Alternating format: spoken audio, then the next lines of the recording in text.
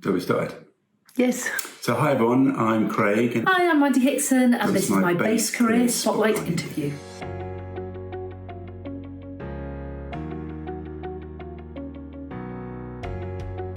I joined the RAF in 1994, I can't believe I'm saying that, and became a Tornado GL4 pilot. I left in 2011, nearly 10 years ago, and did all my commercial pilot's licenses, but then decided not to go into that route for lots of different reasons. And I ended up in a very different world of motivational speaking and human performance factors training.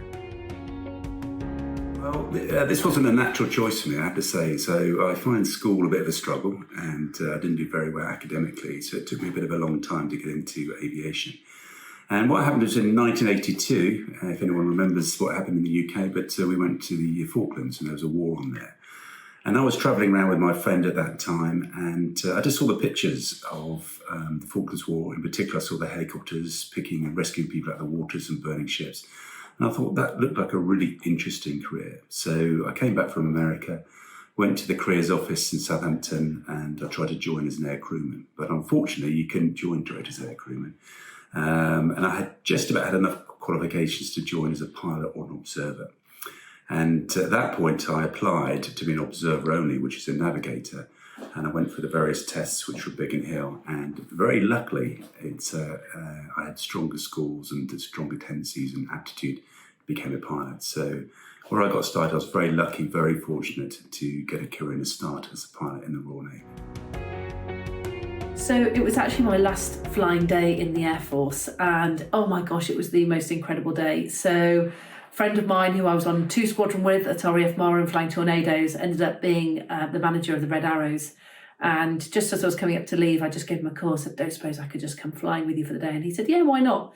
So I managed to go up and had 3 trips with the Red Arrows. It was marginal weather to begin with. I was thinking, oh no, are we going to go?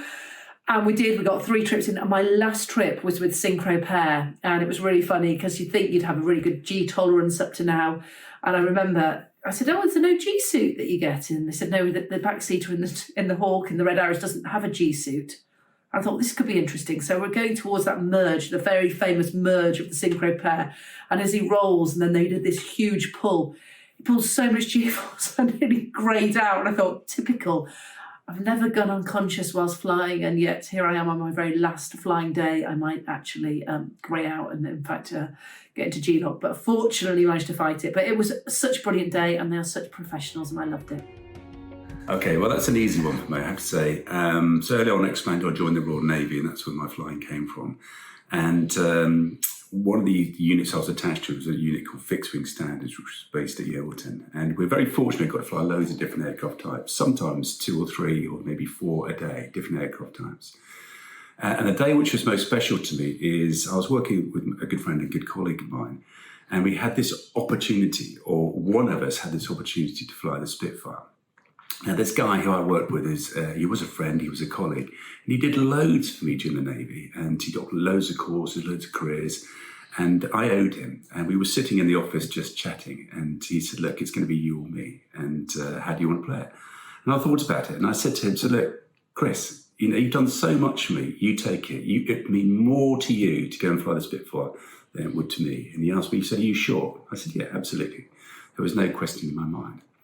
Anyway, so he went off in the afternoon, and they had a tannoy system at the station. And over the tannoy came this thing, Hickson to the historic flight, Hickson to the historic flight. And I thought maybe there'd been some event or some incident or whatever. So I didn't really know what to explain or what to experience, rather. Anyway, so I went to the unit, and the guy who was flying the Spitfire and this guy, a friend of mine, was standing there. And they just said, look, I heard the story. I think it's amazing what you did. And he said, I'm going to take you flying. So there and then, unannounced, I got 20 minutes in the Spitfire, and it was incredible. I was just trying to get into the world of speaking, and I went to see a phenomenal speaker, and I went up to him at the end and I said, you know, how do I do it? How do I become a speaker? And he just said, be yourself. And I thought, that is really rubbish advice, you know. I was hoping for the names of agents and things like that. And he said, no, just be yourself. And I was dwelling on it afterwards, and I thought, do you know what? So often in life, we try to be someone we're not. We try to forge a career, perhaps in an area we desperately don't want to go into. And And actually, it was so true for me because when I left the Air Force, I did all my licenses to become an airline pilot. But because Craig, my husband, was flying for the airlines at the time, and because I had 2 small children, it just wasn't the right time for me. But I felt I was going into it because everybody else did it. But by doing what everyone else is going to do, it never is going to make you happy. And so I had to make a really big call for myself and for my future career at that point. And it was actually not to go into the airlines, which was a really interesting one because I was really excited about actually getting in and becoming an airline pilot. But I think just be true to yourself, follow your heart and listen to what it's telling you to do. Okay, so that comes from my dad. Effectively, he was a wonderful man. In fact, he was in the Navy as well, and I always looked up to him. He was my mentor, and he always used to say to me, never look back, always look forward. And that sits well with me, actually. So, things don't always go to plan. Don't dwell on it too much, but keep moving forward. And I think that's a really important thing. I don't want to stagnate, and that's why I think I've had such a great and inspiring career, actually, flying lots of different aircraft types. Don't look back, always look forward. I think when you look at lots of different things that have helped me, one of the big things for me is resilience. I failed all the tests to be a pilot in the Air Force when I first joined or first tried to get in. They took me on as an air traffic controller. Failed numerous flights going through flying training. And I think rather than that self-flagellation that we so often do, rather than beating ourselves up because something's not going well, actually having the resilience to say, okay, I haven't done so well, but I can do it better next time. So, be resilient. It's not something you can gift to somebody else. It's learned through failing and through picking yourself up. But don't berate yourself. Don't be hard on yourself. Take it for what it is. It's that first attempt in learning and actually use that as a lesson for the future. Well, that's interesting. You see me smiling because I've got the book somewhere, but I can't quite find it. So I'll come back to you. Hold a second. Yeah, well, it's easy for me because I've read not very many books in my life because I'm hugely dyslexic. So I find it difficult to read a book, actually. But if there's one book I have to recommend, it'd be Winnie the Pooh.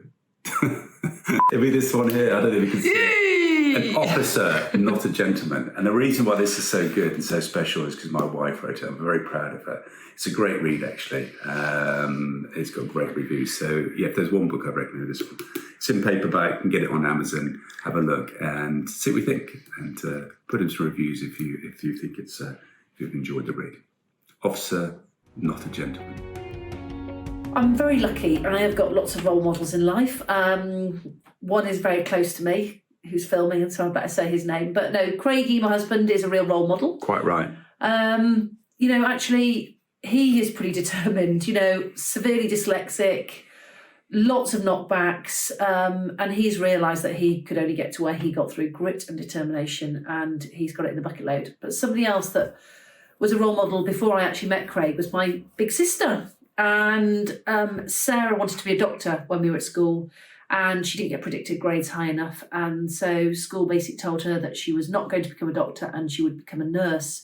And Sarah was absolutely determined. And she said, please just put me down for these grades and we'll get them. They said, no, we won't do that. So they made her apply for all nursing positions.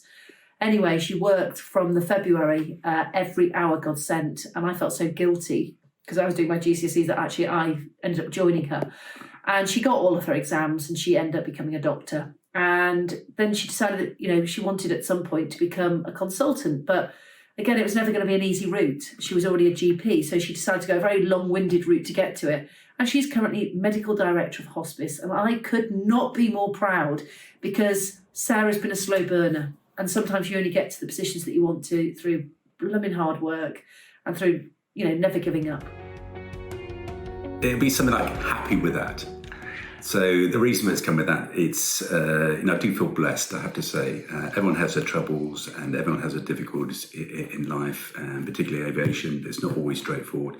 But at the end, I could say now I am happy with that. I'm happy with my career. I'm very content. I've got lots of different things. I started out as a helicopter guy. Always wanted to be a fixed-wing fast jet guy. I managed to get a go at that. And I've really enjoyed my airline work and particularly enjoy the training. And at the moment, doing things with the Airbus in the simulator, I've really enjoyed. So I'm happy with that. It's a really tricky question, this one. Ta-da! So basically, I have written my own autobiography. It's called An Officer Not a Gentleman, as that was basically me. It was going to be called Bird's Eye View, but I got told that wasn't very politically correct. But my call sign in the Air Force was Big Bird for quite a long time. And as you do see it from a different perspective, I thought it was quite appropriate. But I finally got this out in June, and it's been the #1 bestseller in aviation books on Amazon for the last 3 months. So I'm over the moon with it. It's going really well. So you know what? If you want to hear a bit about my journey to becoming, well, as the second female fast jet pilot flying the Tornadoes in the Air Force, then please buy yourself a copy. I'm sure you won't be disappointed.